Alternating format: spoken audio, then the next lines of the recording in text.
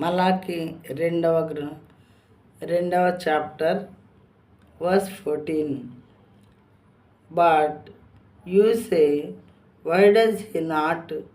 Because the Lord was witness between you and the wife of your youth, to whom you have been faithless, though she is your companion and your wife by covenant.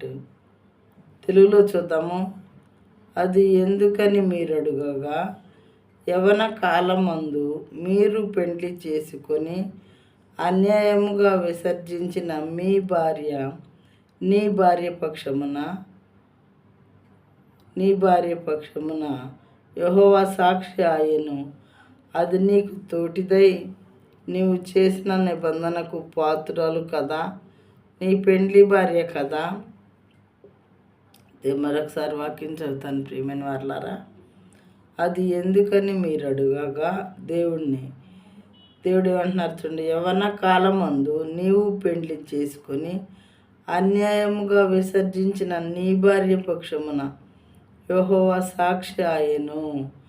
అది నీకు తోటిదై నీవు చేసిన నిబంధనకు పాత్రురాలు కదా, నీ పెండ్లి భార్య కదా అని దేవుడు అంటున్నాడు.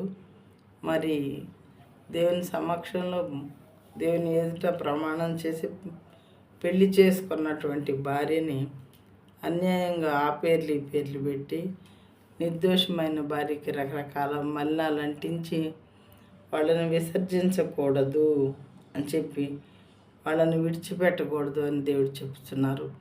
ఆ విధంగా విడిచిపెట్టిన భార్య వైపు నేను నిలబడతాను, ఆ పక్షం సాక్షిగా నేను నుంచుంటాను, నేను సాక్షిని చెప్తాను. నువ్వు ఎలా చేసావు, అలా చేసావు, అన్యాయంగా ఆమెను విడనాడావు అని దేవుడు చెప్తున్నారు. ప్రియమైన వాళ్ళరా, మానవులు ఎలాంటి కార్యాలు చేయటం దేవునికి అస్సలు ఇష్టం లేదు. ఎందుకంటే అది అన్యాయమైనటువంటి క్రియ కాబట్టి.